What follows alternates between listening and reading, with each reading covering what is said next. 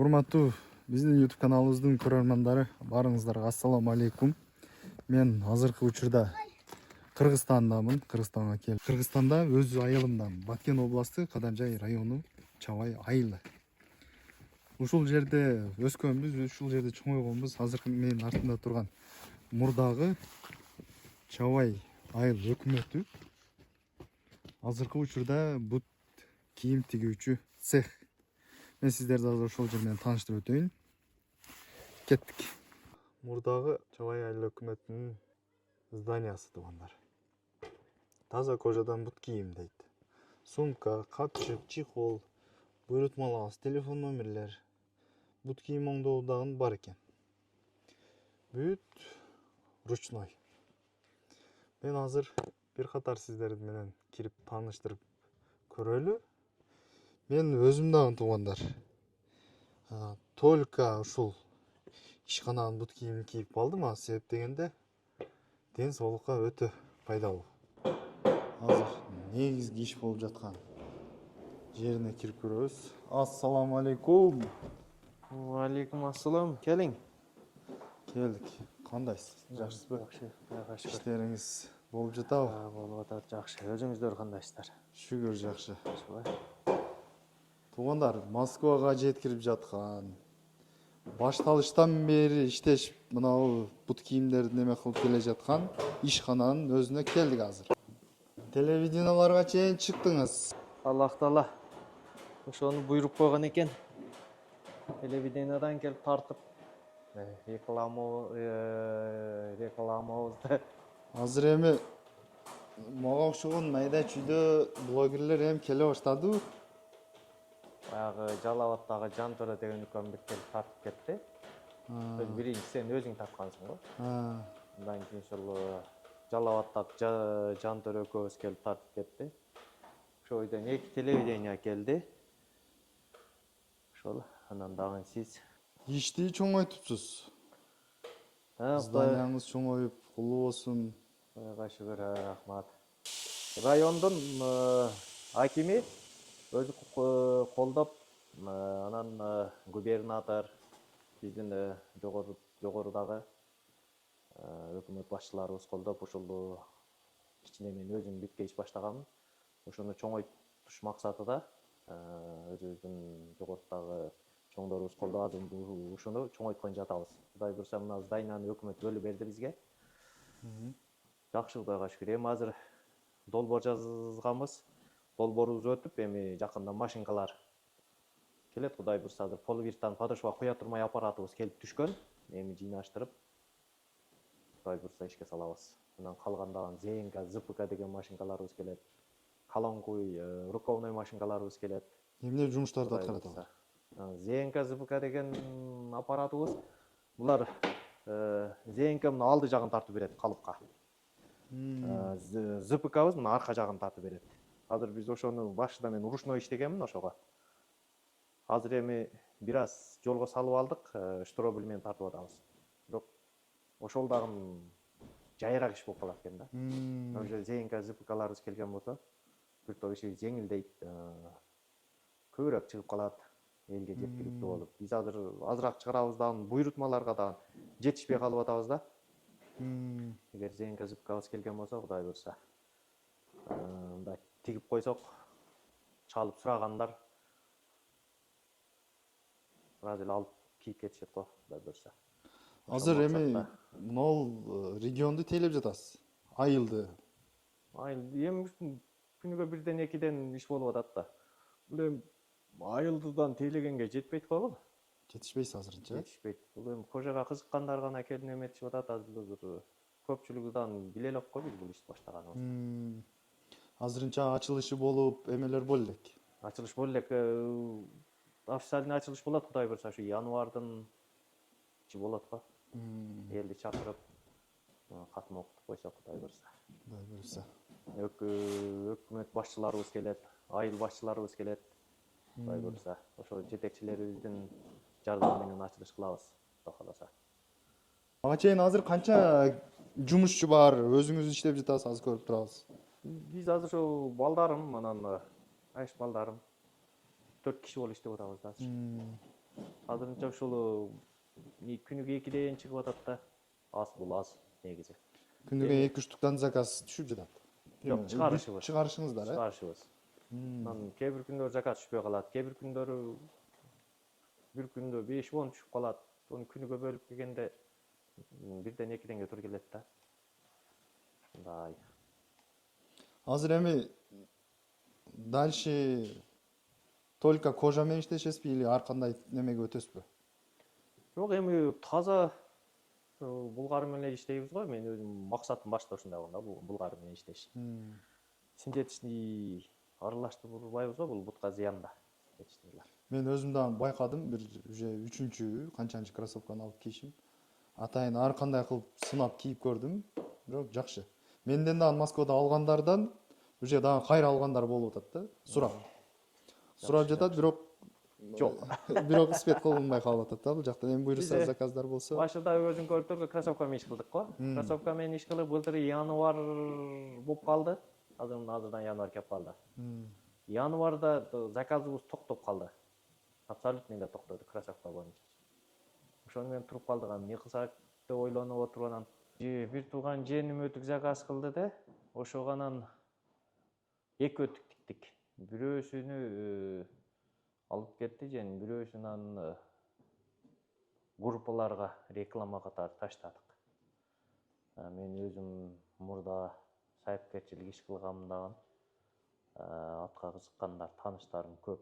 Ошолор группаларга, сайыпкерлер группаларга таштасак, ошодон анан өтүк биздин кыргыз элибиз өтүк көп кийет экен. Мен башта иш баштаганда өтүк мындай кийет деп ойлогон эмесмин. Ошону менен анан ушу былтыр январдан бери ошону менен өтүк тигип атабыз. Кроссовкалар токтоду өзүң көрүп. Канча өтүк эң көп, канча өтүк заказ түштү эми? Кайсыл жактардан түшүп жатат? Жок, бул элден эле 1ден 2ден чыгып атат. 1ден 2ден өтүк только, Ошондой болуп атат. Анан азыр Оштогу Тулпар магазине өткөндө ошол заказ кылып, азыр мына өтүктөр ошого кететти. Ошого жөнөтүп атабыз. Ал бала да мактап атат, ишиңиздер жакшы экен. Ушудан жазбай жакшы иш кылыңыздар. Жакшы сатып атам деп. Сапаты болсо чыга берет да эми, Буюрса, кийип көргөн адамдар. кандай заказ берсеңиздер ошого аракет кылып тигип беребиз. Эми мүмкүнчүлүк болушунча жетишпей калышыбыз мүмкүн да, убактыбызчы. Убактыбыз жетишип калган болсо, Кудай буюрса. Азыр эми мына машинкалар келген болсо, ушул бурутмаларды убак саатыда бүтөт го деп ойлойбуз. Азыр биз көбүнчө эле ушул жарым ручной десек болот да. Азыр эми заказ буйрутмаларды колдо тигип жатасыз. Эми бир күндө канча немени чыгарасыз? И техникаларыңыз келе турган болсо канчадан чыгып калат? Жок, Минималдуу. Аны айтыш кыйын да, биз азыр эч жерден окуп үйрөнгөнбөй эле иш баштадык да, муну биз азыр практически жок да. Биз иштеп чыккандан кийин анан айткан өзүбүзгө. Биз азыр өзүбүз изденип иш кылып атабыз, бүт бардыгыны. Бизде мына Баткен областында бул ишти баштаган адам жок эсеби экен. Анан бирөөдөн бир агай катары бир үргөнөлүк десек дагы жок экен да. Болгону ушу YouTube'дан гана карап аракет кылып иштеп атабыз. Азыр эми мына өзүбүздүн өлкөбүздүн президентибиз уруксат берди Өзбекстанга постторду ачыптыр. Ошол жакшы болду азыр бизгечи. Өзбек туугандар бул ишти биртип эле алдыга жүргүзүп алыптырлар. Ошол жактан сабак алып атабыз. Ар барганда ошо бирткен нерсе үйрөнүп келип атабыз да. Биздин өзүбүздүн ушул ишибизге ылайыктуу эмне жетишпей жатканын ошол жактан барып сурап, күнүгө эле жетишпей калганда чалып сурап турабыз. Аракет кылып атабыз. Кудай буюрса жакшы сапатка да көңүл буруп атабыз. Азыр эми мына подошваларды клей менен жабыштырып атабыз да. Азыр эми мына подошва куймай аппаратыбыз келди. Бул уже мындай болбой калат. Мынауга мунун өзүгө куябыз да. Куйма подошвалар болуп калат, жакшы болот. Суу кирбейт. Жакшы жери мындай мык, зым бирдекелерди деп эле болсо дагы тешилип калбайт да. Булар болсо мыкты деп эле болгон болсо бул суу тартмай болуп калат. Куйма болсо Кудай кааласа жакшы болот. сапаты жагадан жогору болот, көбүрөөк кызмат кылат. Эми кроссовканы өтүк, рабочий өтүктү берса, анан рабочий ботинки. 4 нерсени өзүгө куябыз, Кудай берсе. Өтө жакшы болот Спес одежда болуп калат да эми. Жакшы болот экен. Жакшы болот, Кудай берсе. Анан дагы пландарыбыз бар эми. Спес кийимди дан тиксекпи деген ойлорубуз бар. Анан могул кайра иштетүү, терини кайра иштетип өзүбүздөн булгарын өзүбүздөн чыкса дагы жакшы болот. Азыр бизде жок, Баткен областында жок. Терин кайра иштетүү фабрикаларыбыз жок. Ошону биздин өзүбүздүн өкмөт башчыларыбыздан ошундан караштырың деп айтышып атат. Өзүбүздөн ойлонуп алып жүрөбүз. Демек, жакынкы жылдарда, айларда Да эми кожандан кайрадан иштеп чыгарышыңыз мүмкүн экен. ошодон аракет кылабыз. Спес одеждага аракет кылышыбыз мүмкүн. Эми Аллах Тааланын күнү көп. Ниеттериңизге жеткирсин. Мынау өтүңүз азыр колуңуздагы дизайны башкача турат. Мынау базардагы эле өтүктөрдөн салыштырмалуу башкача турат да. Эмне? Бул өтүгүбүз улакчы өтүк. Бул жагы кең болот, защитникке ылайыктуу. Бул жери болсо 3 кабат. Бул жери 4 кабат. Мунун эми эң башкы заказыбыз ошол баягы ар бир өзүгө жаккан бут кийим тиги беребиз дегенди себебинен таластык бир тууганыбыз чалып анан ушундай заказ кылды да. Көрсө ушул жерлери ат мингенде, улак чапканда ушул жерлер көп неме болот экен да, урундуу болот экен. Анан жыртылат экен. Анан бул жер тешилип калгандан кийин неме болот да эми. Тезирээк жыртылып калган болсо, кызматы жагынан азыраак болуп калат. Ошо кызматын көбүрөөк өткөрүш үчүн ушуларды койдурду да. Анан ушул элге жакты. Ошол таластык мусулман бир тууганыбызга рахмат, Алла ыраазы болсун. Анан талас өтүк деп койдум мындан. Ар бир өтүктөргө талас өтүк деп койбосок болбойт экен. Бычканадан жаңы балдарга талас өтүк деп бычкыла деп койсок, болду, түшүнөт да, өздөрү барып быча берет. Ушундай. Муну болбосо мындан ушул калиш деп коебуз биз. Баягы китайский азыр Өзбекстандан чыгып калган булар. Баягы резиновый бота калиш деп коебуз. Ошодон алып туруп кожаный кылып чыгардык азыр. Кончу өйдө. Бул эми мал чарбасына жакшы да. Намаз окуган мал чарбасына жакшы. Баягы Сарай менен кийберет. масы менен кетип анан сарайга киргенде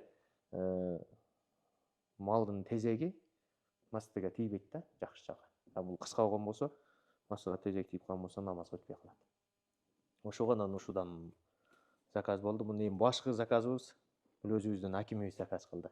Атама ушундай бою өйдөраак тигип берсеңиз бир деген. Анан бир күн ойлонуп жүрдүм, бул кандай болор экен, кандай чыгар экен деп. Бастан турсам ушу ойлойм да, бул кончу өйдө болсо кандай жарашат, бутка кандай отурат, бул кийип чечиш кандай болот экен деп ошону ойлонуп жүрдүм. Ошол күндөрү бизден өзүбүздөн айылдан бир аксакалыбыз келип калып, анан бир аз сүйлөшүп отуруп калдык. Ошол киши ошо Китай, Өзбекстандын ушундай синтетичный неме калышын кийген экен. Мунусун өзү тигип алыптыр, мунусун. Анан мунусу эмне деп сурасам, бул кийгенде кармап туруп тартканда оңой кийет экен. Баягы аксакал кишилер бели ооруйт дагы кыйналат да, калышты тартып кийгенге. Буну ошону өзү ойлогонбу же көргөнбү билбейм. Анан кызыкчылыкка чечиң бир кийип көрөйүн десем, анан чечип берди. Кийип көрсөң чындыгында жардам бар экен да. Биз эми жашпыз, еңилип, болдун кылып кийгенге.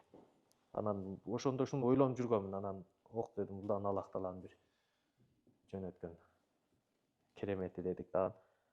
Биринчи тиккенде эле ошо коюлду ушуга. Биринчи немеге, бота калишке. Жакшы кийип көрсөң бутка жакшы урунат. Анан ушундан жакшы заказ түшүп атат. Кышкы деп мына ичиге натуральный мех койдук буга. Анан жөн жазга кийебиз дегендерге жөн кожа коюп беребиз. Подошвасы дагы бул ошол микропор деген подошвабыз, сыз өткөрбөйт. Калыңдыгы 1 сантиметр, 9 миллиметр калың. Бул болсо ошонун жукасы. Жеңилирээк, мындай удобный болсун дегендерге ушундай жука коюп беребиз. бул 0,7 бул калыңдыгы. Өтүктөргө да ушудан койдурушуп атат. Азыр бул өтүккө ушул коюлган да ушулчу. Мына бул өтүккө ушуну коюп беребиз. Мына бул дагы ушул мынау кайышын коюп мыктап сапаты жаагага аракет кылып атабыз да. Анан муну жабыштырабыз. Ар бир өткө ошондой кайыштык мыктап, анан подошвасын кагасыз. Мына микропор коюлган болсо да, микропор коюлса бул жумшак да, мунун сыртынан мык каккан болсоң, бул мыктын пайдасы жок болуп калат. Мунун дагы иштөө убактысы начарлайт. Ошол үчүн мына каттык кожа неменен булгардын өзүгө кагабыз. Бул кармайт, анан кийин клей менен карматып коебуз. Моундай подошва кое турган болсок, бул бүт бар жогу клейден бүтөт дагы, анан кийин мыктап коебуз. Бул резиновый да, буга кармайт, жыртылып кетпейт. Ошон себептен муну сыртынан эле кагып коебуз. Бул эми билесиздер, илгерки ошол какма өтүктөр российский. Ушудан койдуруп жатышат көпчүлүгү. Бул эми тоого, таштарга жакшы мына бул. Бекен. Бул таштарга болбойт мына микропорчу. Ат мингенге, короо сарайларда жеңил-желпи ошогондой жүргөндөргө ошону койдурушат. Анан мен жеңил болсун, тоо ташка кием десем, мен жок, сага мындай койгон дурус деп айтып атабыз. Себебинде бул тез эле жок болуп кетет ташта. Кайсыл жакка кызмат кылышына карап туруп, карап, анан сурап, кага киесиз, эмне кыласыз? Мал базарга киесизби? Короо сарайда эле киесизби? Короо сарай, мал базар ошолорго болот бул. Сырт көрбөйт. Таштакка болбойт. Тез эле желип кетет. Бул дагы мына өзгөчөлүгү бар бул өтүктүн дагы. Буга сплашная коюлганчы. Бул дагы башкача экен. Бул дагы ошол чүйлүк бир үкөм. Менин 2 өтүк алдым экен. Анан биз көп кийебиз, көп басабыз. Бул жерлер урунуп тез жыртылат да, буяктар иштекпей эле болбой туруп калып атат. Эмне кылсак болот деп чалып калды. Болду деп анан мен өзүм айттым. Буякты тигип уже көнүп калдык да. Ушуга эле анан кийин сплошной коштук. Мынакей, окшоп кетет мына. Окшойт экен. Мына бир коюлгандагы мына тигишинин ич жагына коюп койгонбуз. Муну сплошной коюш мына сыртын жабыш керек болду да. Мына жиптерден жабыш керек деп айтты да. Мына жипкеден буттарды тигип туруп жыртып коюп, мына жерлер сөгүлүп кетет деп. Ошону жабыш керек болду. Бул сплошной боло эми бул тигилди, бул азыр жиби үзүлүп калса дагы бул тура берет да. Формасын кармап бузулбайт.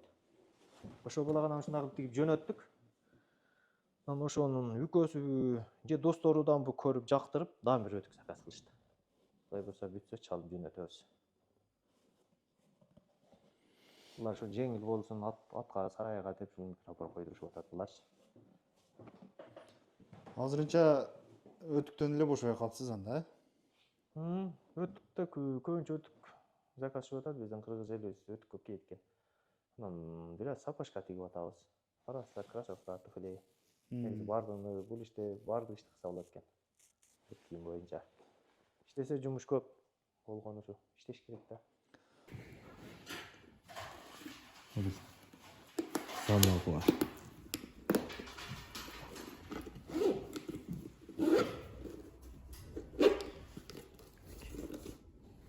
Бул кийинге дагы оң болот экен да. Бул дагы улакчылардыкы эми? Жок, бул сайыпкерлер. Сайыпкерлердики.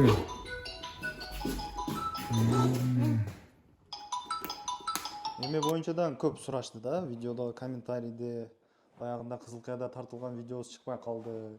Мен успет кылбай жатам деп уже мына кийинкисин тартып атабыз. Чыккан жок турат. Бирок комментарийлерде бар да айымдар көп сурап атат. Айымдарга дагы тигесиңерби? Кроссовки, сапожки. Тигебиз, заказ кылса тигип атабыз. Бирок аял кишилер көбүнчө моданы көп сүрөт экен дагы. Булар базардан көп алат экен. Анан бизге келип заказ кылгандар, аял кишилер көбүнчө баягы биздин сөздө талпак деп коебуз.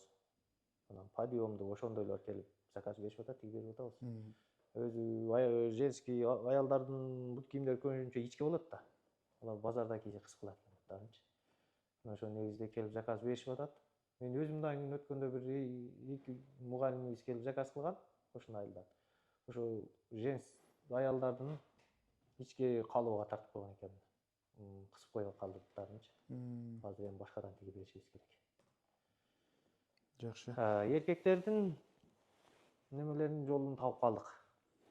Бут кийимдеринчи. Аялдардыкын чындыгында аз тигебизден жакшы жолго түшө элек. Аялдарга калуубуздан аз. Күндө бир партия алып келдим эле. Ошол женский десем, женский бердичи. Ошо узкий алып алган экенмин да, кичкейден. Демек, айымдардан заказ түшө турган болсо, бутуга карап туруп, өлчөп анан тиккен оң болот а ошондо? Ошол оң болот. Эми ошону сураш керек эле, биз эми аялдардын ичкеде деп ойлодуктан ушул туура келет деп эле тиккенбизчи. Эркектер келип заказ кылса сразу сурайбыз, сенин бутуң кандай? Подъемдубу, талпакпы? Көбүнчө аялдардан да сураш керек экен да. Эми аялдар назиктер, булар буттарынан ичке назик болот деп ойлоптуз. Городской айылдык деген. Негизи кыргыздардын неме буттары көбүнчө эле неме болот экен, подъемдуу болот экен. Тоо ташта жүрүп көнүн себеби да бул ошондой болот экен да. Мен баягында дагы бир угуп калдым да, могул органда иштегендер дагы өтө көп сиздерден неме кылат экен. Сапожкалар тигип атабыз, милициялар, гаилер заказ кылып тиктиришип атат. Мына муналар азыр. Şu милициялар көбүнчө сыртта көп жүрөт экен да. Мына кыш күнүндө суук, буттар үшүйт дейт. Ошогонан нодон койдурушат булар дайымчы. Бут үшүбөш үчүн. Анан ошону кийип, баягы жаңы жылдадан эшикте ошол коопсуздукту сакташ үчүн түндөп жүрүшөт экен. Ошол күнү ушуну кийген балдар былтыр келип жакшы жүрдүк, бутубуз үшүбөй деп мактоо рахматын айтып кетишти. Жөн искусственный мех менен сапожка кийгендер булар үшүйт. 1-2 саатка туруштук бериши мүмкүн, уже 5-6 саатка чыдабайт да бутчу. Булар натуральный мех. Мына ушулардан бир жол милициялардыкы. Мына бирге айым болуш керек ошо 40-размер. Ар бир адам өзүнүн ишиге, турмушуга жараша көп бут кийим тандап кийишет экен негизичи. Азыр эми мына сапожкаларды мындай ишканада бир жылуу жерде иштеген адам кийсе буту ысып кетет. Чыдабай калат да. Бул өтө эле ысык болуп калат. Муну ошо сыртта жүргөндөргө өтө жакшы экен да. Мына баягы женский деген узуушука узкий болуп калган да. Өтө жакшы чыкты. Булар мугалимдер, булардан ошо эртең менен чыгып кетебиз дейт. 3 смен бекен, ошондой окшойт. Шамда кайтабыз дейт. Бой калып атат деп заказ кылып кетишти. Демек, бутун ичке аялдар келе турган болсо, саз келсе алып кетсе болот экен, Кече бирөө салганын бар сапожка только ичке бутуңуз болсо алсаңыз болот десем, вот тилек ашуулар аныкыдан подъемдуу экен да. Детскийлерди дагы тигип жатат экенсиздер. Детский. Заказ болсо бүт баарын тигип атабыз. Эми Кудай бурса бүт бардыгын чыгарабыз. Жакшы. Мондай ботинкилер чыгат экен Кудай бурса. Мына ушуну кече Өзбекстандан бир фабрикадан алып келдик. Көрсөтмөгөчү. Бул эми куюлган. Ушу өзүгө куюлган ошол. Килейди эмес, куйма булар. Куйма жакшы кармайт да, суюктук болот экен да. Мына булгарын өзүгө кармап калат экен. Өтө жакшы. Ошо бир светти мына болсо бир свет, бирок калыбы бир. Ушуларды Кудай бурса аракет кылат. Мына башта темири бар булар. Стройкага жакшы да. Темирди эле кое бересиздерби кийин? Өзү темир таяр сатат экен. Ошону сатып алып келип эле коюп. Стандарт да. Ушул учурда деле мисалга бирөө өзүнүн дизайнын ойлоп, мына жерин мындай кылың деп тиктирип туруп, кийин подошвасын куйдуруп койсо боло берет да? Болот. Өтө жакшы болот экен.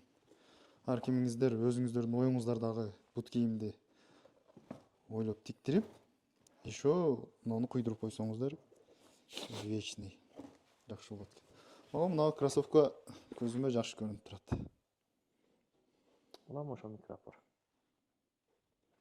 Летний экен, да? Мына мага ичиге мех коюп тиктик. Койдук, жакшы. Эми студенттер, окуучу балдар кетти мына. Жеңил желпи, спортивный балдар. Үстүрттөн мисалга эми баалары кандай болуп жатат эми булардын? Баалар эми детскийлер 1300дөн 2000ге чейин. Эми размерге карап, расходуга карап. Анан чоңдордуку 2000ден 3500ге чейин. подошва, мынау подошвадан уже баалар кошулат да, мынау подошва кымбат да. Мынау подошваларга караганда бул кымбат. 500 кошулуп калат. Ушуну эле кой берсечи. Ушул кроссовка канча азыр? Летний экен. Ушунун азыр 3000, 3000. Зимний болсо 3,5 болуп калат. 3,5. Ичиге мек койдурса 3,5 болуп калат. Ушул эле кана моундай подошва коюлуп калган болсо 2,5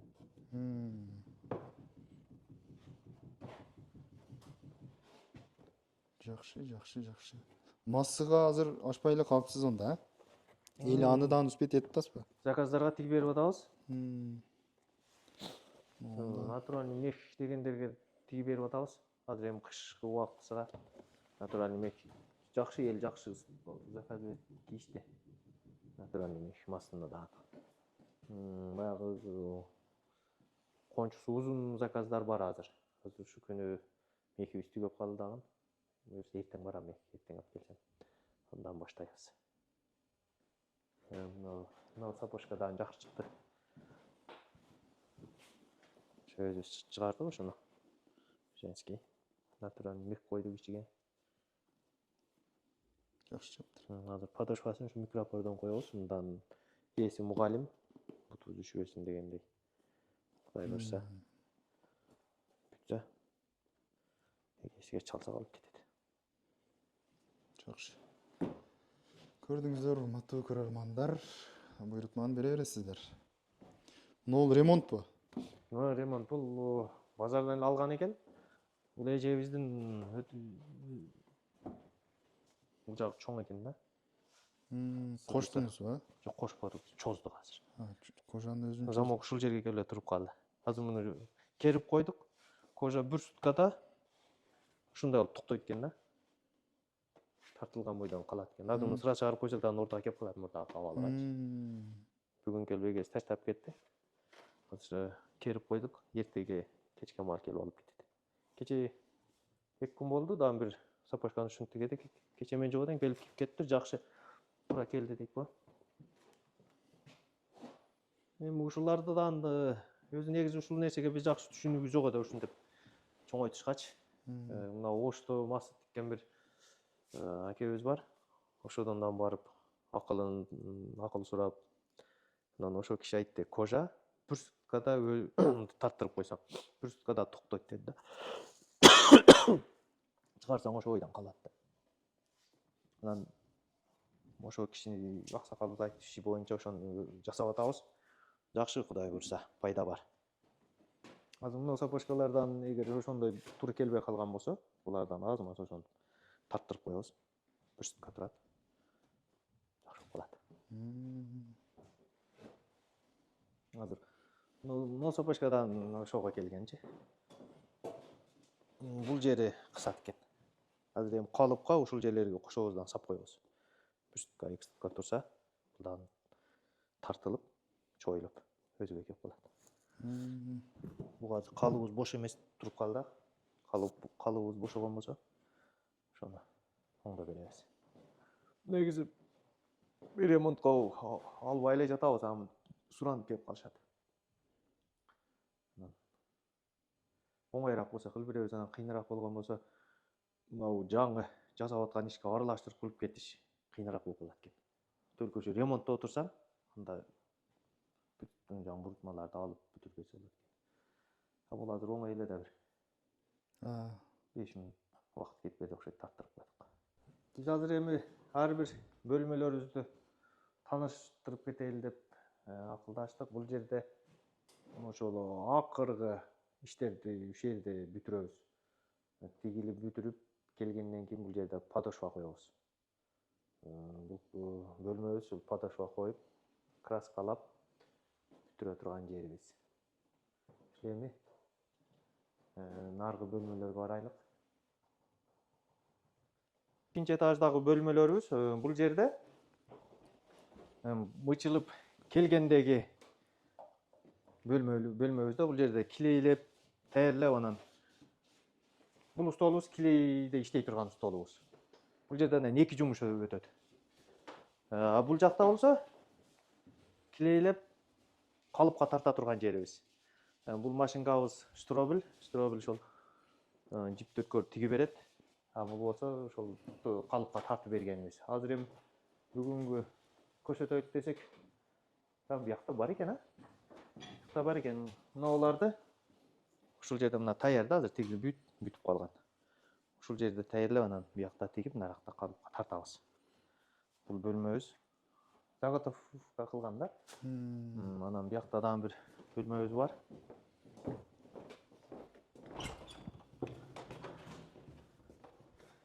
Бул бөлмөбүз азыр кыш абасыга байланыштуу. Быча тургандан ушул жака киргизип алдыкчы. Анан биякта чоң бөлмөбүз бар, ал жерде отопленийябыз жок. Ал жерден балдар үшүп калбасын деп ушул жерге киргизип быча турмайды. Бул стол азыр ошол быча турмай стол. Бул машинкалар болсо. Кудай бурса азыр өкмөттөн да машинкалар келет. Машинкалар келген болсо ушу комната толот, бул быча турмай бул жерге батпай калат. Анан жаңы калып подошва куя турган аппаратыбызды ишке салып кала турган болсок, ар бир ушул машинкаларда адам отуруп калат. Биз азыр адам аз, бизде азыр иштегенгечи 1-2 эле адам ар бир машинкага көтүп эле тигип атабыз. Бул машинадан бир өзгөчөлүгү бар. Бул 2 ийнелик. 2 жипти бир тигип кететчи. Жакшы. Мындай сулуу чыгат. Мына кроссовкаларды. Мына тигиген кроссовка. Тегиз чыгып кетет. Биз биринчи баштаганда ошо 2 ийнени кандай бирдей тигип кетет экен деп ойлондук. Мына көрсө 2 ийнелүү машинка бар экен. Биз эми бул нерсени көрбөй жүргөнбүз дагы өтө кыйын болду. Муну жолго салып, түшүнүп, бирок аракеттенип, изденип атабыз бүт баардыгын. Эмне болом, жок ошол жаңы көрдүк го сапожканы. Бул дагы сапожкадан экен. Ошо сапожкадан бул да. Ушудан заказ түштү да. Экөө барбы? Ушуну бүтүп даярдашып атат. Кудай буйрса, жакшы.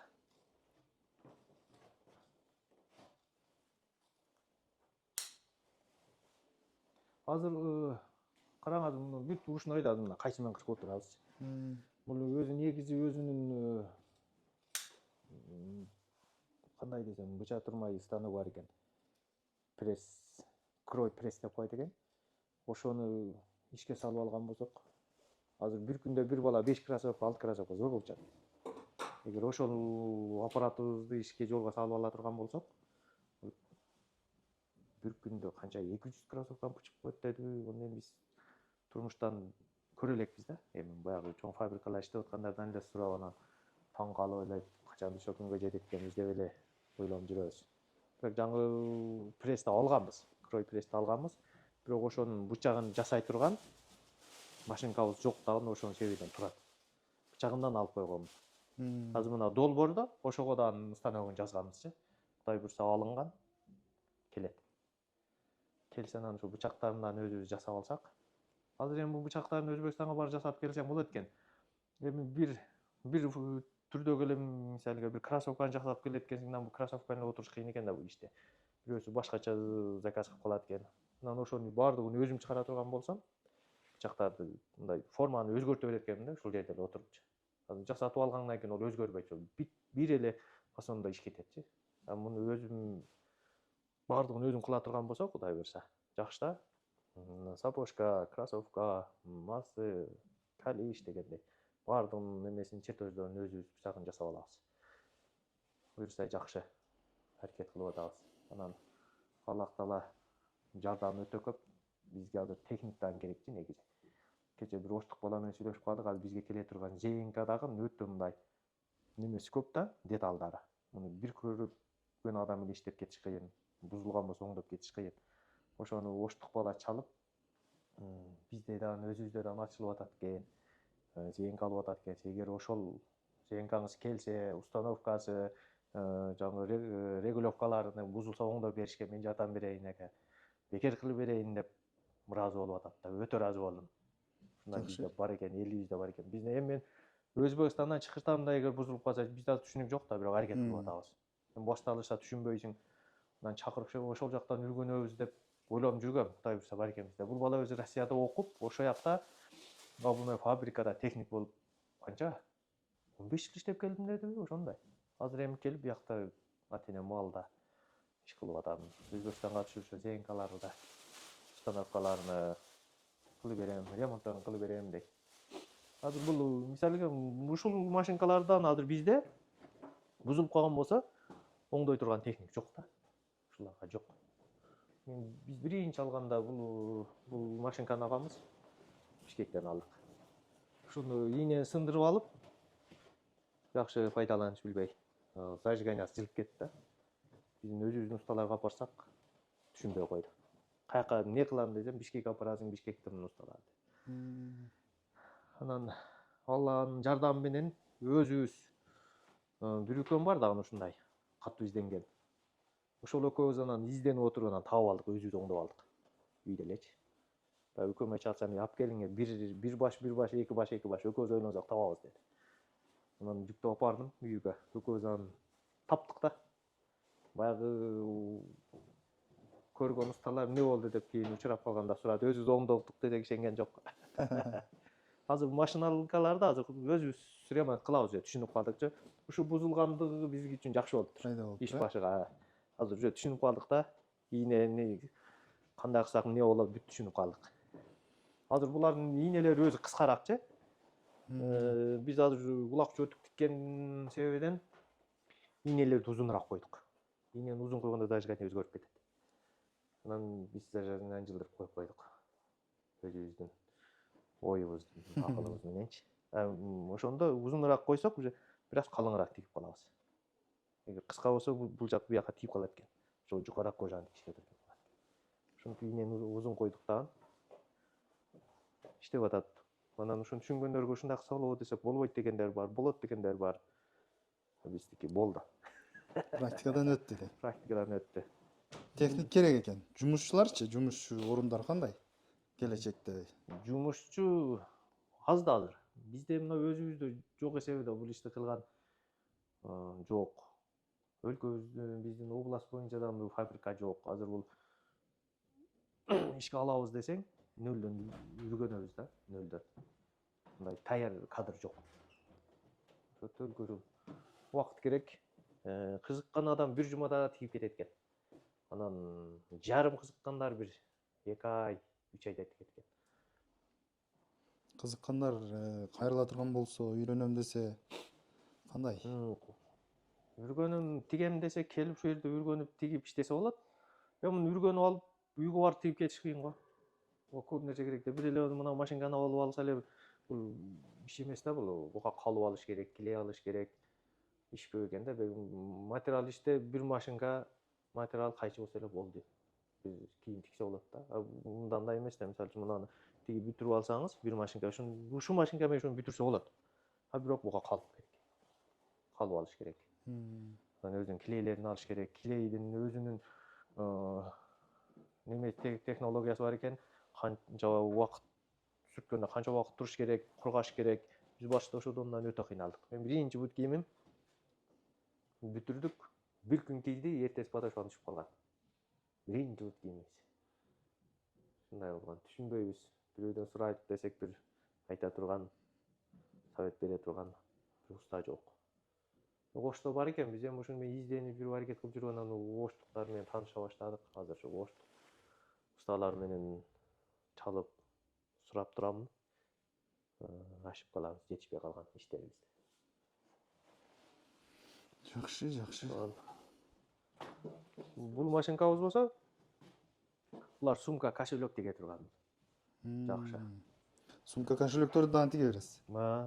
Заказ болсо тиктик. Азыр эми көбүнчө эле ушул бут кийимде туруп калды. Башта эле эмне иш болот экен деп, эл кайсыны жакшы тартат экен деп ошого баардыгын көрдүк. Баардыгын тигип көрдүк. Эми ишиңиз алдыга Кудай буйруса жылып, ордуна түшүп, иштери неме болуп кете турган болсо, бир адам бул жактан сумка, кошелек менен иштей берет да. Болот, болот ошончо. Сумка, балдарга сумкалар тиксе болот окууга. Өзүм балдарым, азыр мектепте окуган балдарыма сумкалар тигип койгонбуз. Көтөрүп жүрүшөт. Жакшы, жакшы. Анан ушу изденүүдөбүз. Азыр мына микропор деген подошвабызды оңоюраак, тезирээк кое турганына изденип атабыз. Бул дагы бир ачылыш. Өзбек туугандарыбыз ушинтип коюшат экен. Кече барганда ушу жагынан сурап, азамат сабак өттү. Анан бияктан эми практикадан колдонуп атабыз да.